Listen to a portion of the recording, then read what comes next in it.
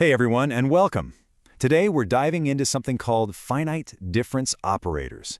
And I know that sounds pretty intense, but it's basically calculus for the real world. You know, a world that doesn't really move in smooth, perfect curves, but in jumps and steps. Let's get into it. You know, in your high school calculus class, it was all about finding the slope of a nice, smooth curve at one tiny point. But what if your data doesn't look like that? What if you just have a bunch of dots on a graph like daily stock prices or a sensor reading that pings every second? There's no curve. So how on earth do you measure change then? Well, that's the exact puzzle we're going to tackle today. So here's what we've got on tap. We'll start by wrapping our heads around this idea of calculus for dots, not curves. Then we'll meet our main tool, the delta operator, and a few of its friends. After that, we'll uncover this incredible superpower it has with polynomials, use it to solve a cool little puzzle, and then we'll see why any of this really matters. All right, first things first, we need to kind of shift our brains a little. We're moving away from those perfect functions you see in textbooks and into the messier, more realistic world of discrete data points. Okay, the magic words here are discrete steps. See, regular calculus is obsessed with what's happening at one infinitely small instant in time. But here, we're asking a much more practical question. How much did things change between this measurement and the next one?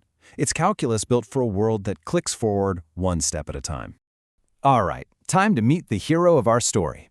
Think of it this way. If the derivative is the superstar of regular calculus, then the forward difference operator, or delta for short, that's our champion here. It's the simplest, most intuitive way to measure the change between 2 points. Okay, so here's what it looks like in math speak, but don't tune out. I promise it's super simple. All this is saying is that the change, delta, is just the next value you have minus the current value you're on. That's it. It's just subtraction. How much did things go up or down in one step? That's all delta is.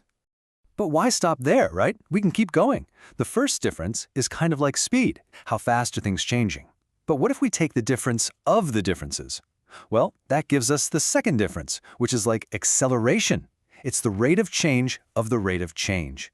And you can keep doing this, digging deeper and deeper to find some really complex patterns hidden in your data.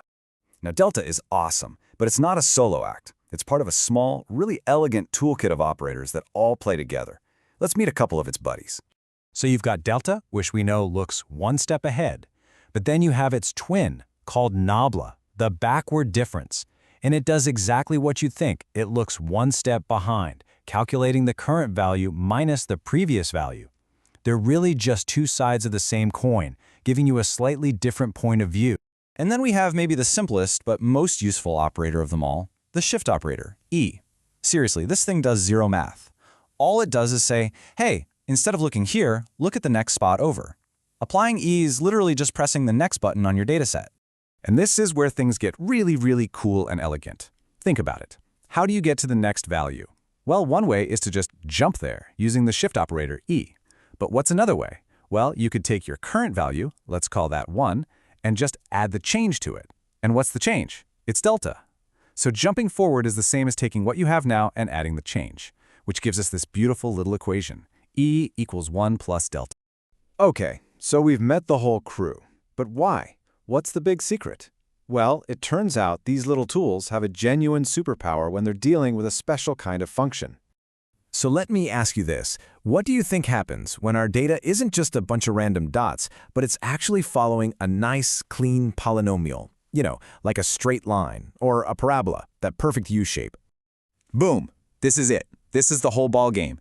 This is the fundamental theorem of difference calculus. So what this means is, if you have data that makes a parabola, that's a second-degree polynomial, by the time you calculate the second differences, all the numbers will be the exact same. And if you go one more step to the third difference, poof, they're all zero. This gives us some serious predictive power. Okay, that's a cool party trick, but can we actually do something useful with it? You bet. Let's get our hands dirty and find some missing data. All right, check this out. We've got a sequence here, but whoops, there's a gap. Now, your brain might already see the pattern, but let's play detective and use our new superpower to figure it out mathematically. So here's the game plan. We've got 6 points we do know. So let's just make an assumption. Let's say this data fits a fifth-degree polynomial. And what did our big theorem just tell us? It means the next difference, the sixth one, has to be 0. And remember that cool little formula, delta equals E minus 1? We can plug that in, and it gives us one big equation that we can actually solve for our missing value. So we crunch the numbers, solve that big equation, and the answer we get for that missing spot is 16.1. We did it! We found the missing piece.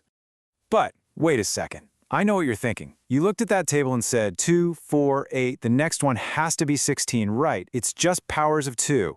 So what's up with 16.1? Did we mess up? Is the math wrong? No, we didn't mess up. And this is the most important part of this whole thing. Our math wasn't wrong, our assumption was just a little off. We assumed it was a polynomial to make the math work. The actual pattern here is exponential. But the magic isn't that we were a tiny bit off. The magic is that by pretending it was a polynomial, we got an answer that was ridiculously close to the real one. That shows you just how powerful this method is. Okay, let's take a step back for a second. We've played around with some tools and solved a puzzle, but why does any of this actually matter outside of a math class? What's the big picture here? Well, it turns out this stuff is running in the background of like everything. Interpolation, filling in missing data, just like we did, is used everywhere. This is the bedrock of numerical methods that help computers solve ridiculously hard equations we can't do by hand. Anytime an engineer or a physicist is looking at data that's sampled over time, you can bet they're using these principles to figure out how things are changing. So I'll leave you with this question. This isn't just about numbers on a page. It's a whole new way to look at data, a powerful toolkit for finding the hidden story. So think about it. In whatever data you work with, in your job, in your hobbies, what hidden patterns, what secret rates of change are just waiting there for you to find them?